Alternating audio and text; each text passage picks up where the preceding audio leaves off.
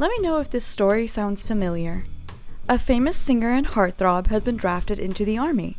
Women everywhere weep. Life is unfair. The love of every girl's life is leaving music and leaving America. As a final farewell, the singer plans to sing a new song on live TV and then kiss one of his beloved fans. Women everywhere rejoice. One lucky girl named Kim McAfee is chosen. She's 15, and she's just starting to go steady with her first boyfriend. Her boyfriend isn't happy, but oh well, this is a once-in-a-lifetime opportunity. In case you haven't guessed, this is the plot of the musical Bye Bye Birdie, but it's largely based on real events. Only the 15-year-old girl was actually 14, and the singer wasn't the fictional Conrad Birdie, but the 24-year-old Elvis Presley. And of course, there's way more to the story than people know. The king led a life full of glamour, but also controversy, secret obsessions, and destructive habits. This is the secret life of Elvis Presley.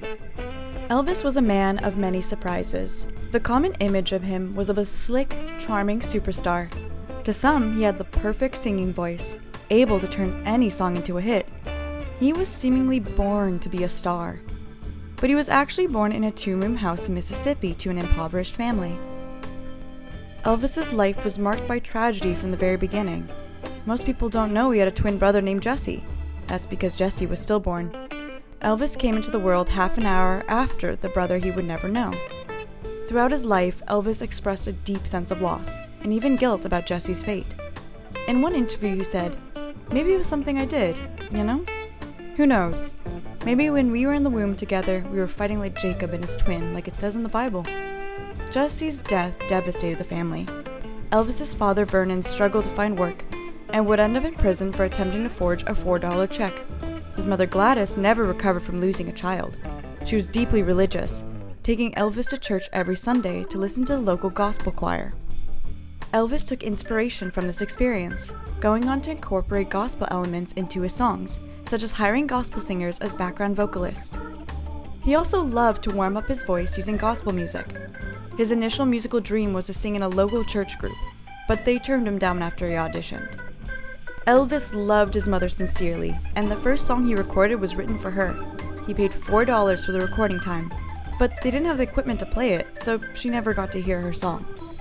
Long before he entered a recording studio, Elvis was just a curious young boy who liked music. Despite his huge success, he never received any musical training in any shape or form. His foray into music actually began when his parents bought him a guitar because the bicycle he wanted was too expensive. Not wanting to put the gift to waste, he taught himself to play. He sang at church and performed at school and local shows. Ironically, he would never go on to actually learn to read music, and throughout his professional career, he learned by listening, memorizing, and reproducing sounds. In fact, Elvis didn't write a single one of the songs he made famous, though he was often given writing credits. In his youth, he struggled with sleepwalking and bouts of insomnia, which would come back to haunt him later in life. His mother actually removed the inside doorknob of his bedroom to keep him from opening the door in his sleep and injuring himself while roaming the house. Elvis loved reading comics, and especially loved Captain Marvel Jr. He collected the characters' comics as a child, and then continued as an adult. Throughout his life, he would always place posters of Captain Marvel Jr. on his bedroom and living room walls. Those comics are now in the attic of Graceland, the world-famous house where he lived for most of his adult life.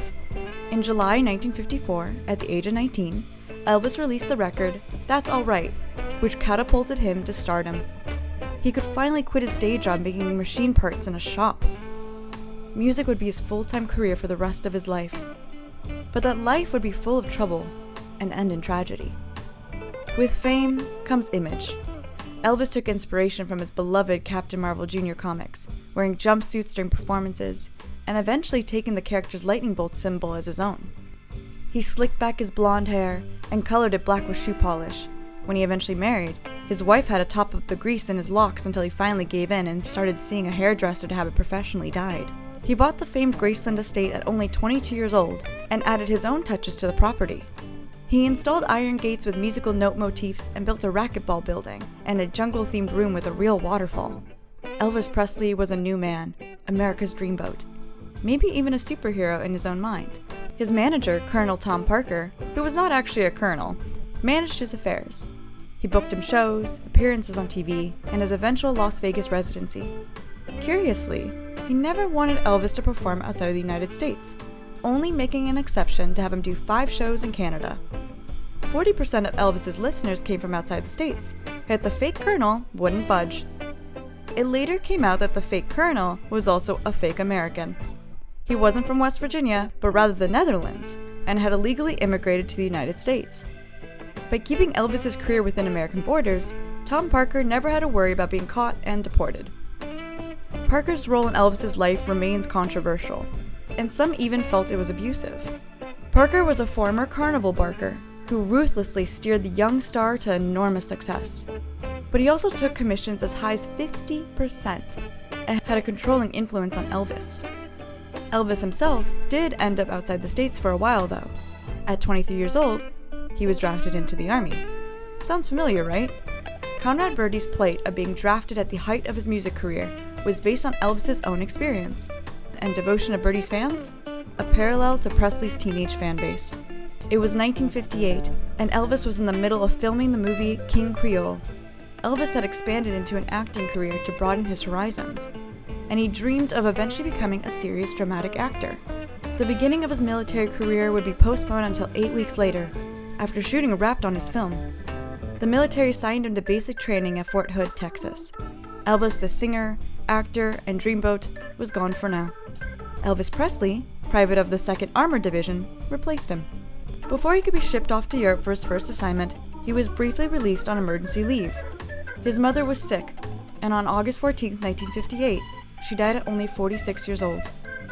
The most influential figure of Elvis's life had passed, and only a month later, he was shipped with the army to Freiburg, West Germany, giving him little time to grieve. Elvis worked as a Jeep driver and received constant fan mail to keep him company during this time. Unfortunately, Elvis's time in the army led to his life taking its first dark turn.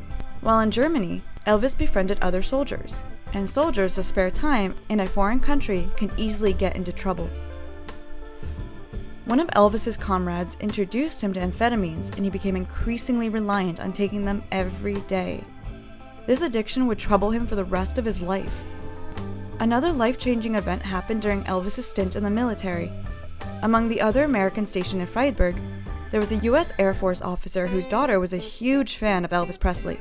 Dressed like Kim McAfee, and Bye Bye Birdie was obsessed with Conrad Birdie. But Kim was 15, with a boyfriend her own age, and at the end of the show, she chooses her own boyfriend. Instead, in reality, there was 14-year-old Priscilla, and we know who she ends up with. Elvis was 24 at the time, still in the midst of his military assignment. A friend introduced him to Priscilla, and he requested to court her. Her parents were reluctant, especially when considering her age and his fame, but eventually acquiesced. This courting phase went on for 8 years, and they only got married when Priscilla turned 22. However, this meant that Priscilla ended up spending her whole youth in a whirlwind romance with Elvis. As an adult, she would note that she didn't develop an individual personality, as one does during their teenage years. Her personality was being Elvis's girlfriend, and later on, his wife. He told her how to dress, where to go, and what to do. She spent little time with people her own age, and she was constantly in the spotlight. She would have to figure out who she truly was as a person later on in her adult years, after their eventual divorce. Elvis was relieved of his military duties after 2 years, and immediately jumped back into his white-hot music career. He released a film called G.I. Blues, and its soundtrack, with his dreamy singing voice, stayed at number 1 of the Billboard charts for 10 weeks. In fact, it stayed on the chart for 111 weeks, and was his most successful album in his lifetime. The world wanted him back. Director Robert Wise had a vision for his upcoming movie, West Side Story, and it included Elvis. He wanted him to play the romantic lead of Tony, but Colonel Parker stepped in and turned down the role for his client. He believed the role didn't fit Elvis's image, or perhaps the image he wanted Elvis to fit into. Elvis would still act in 31 films, but fell out of love with the film industry. He wanted to be taken seriously as an actor. He wanted non-singing, dramatic roles. but he was perpetually typecast in romantic musical parts, which drove him to quit acting altogether. To fill his time, he found other somewhat strange pursuits. During his time in the army, Elvis read an article about martial arts, and he kind of became obsessed with it. For 15 years, he took lessons twice a week and became a 7th degree black belt in 2 forms, Taekwondo and Kang Ree. He was so proud of this that he insisted people call him by his karate name, the Tiger, but no one did.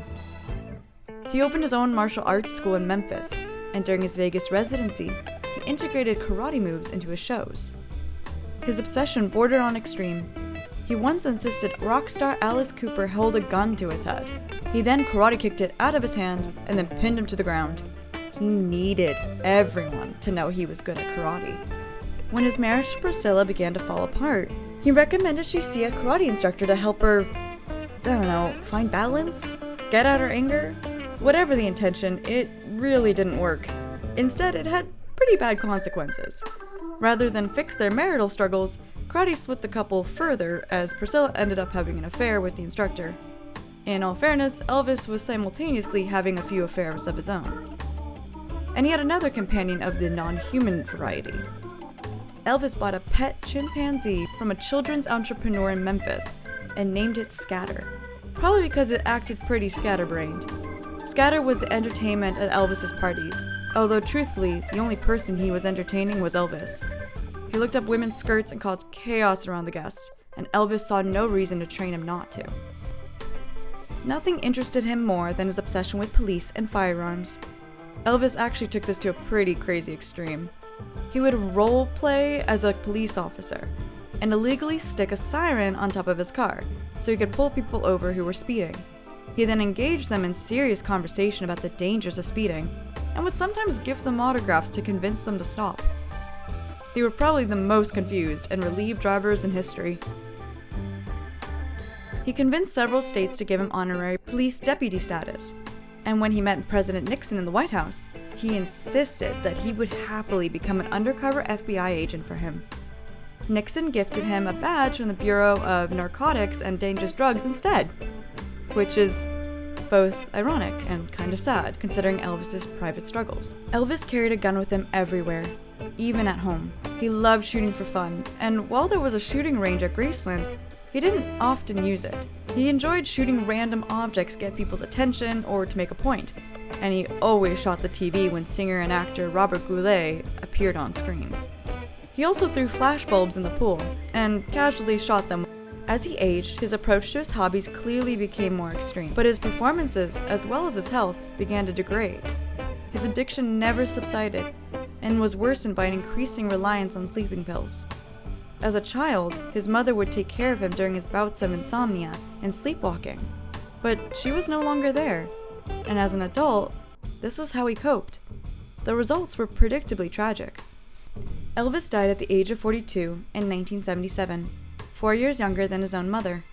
The official cause of death was a heart attack, but most people believe that the underlying reason was that his struggles with addiction ultimately cost him his life. And yet, his loss didn't stifle his fame. Elvis didn't write any of his own famous songs, but he was massively beloved for his ability to make any song his own. His voice still exudes charisma, reaching across the decades to win new fans. That's probably why Elvis still sells 1 million albums a year today, an impressive feat in an era of digital music. Elvis the glitzy, the glamorous, the king, has remained an icon in music history. The image he so desired for himself is the one most people still recognize. He wanted to be seen as the real-life Captain Marvel Jr., and he succeeded. Thanks for watching today's episode of History Snob. Make sure to leave a like and comment below. And if you want more history facts, subscribe to the History Snob channel. See you next time.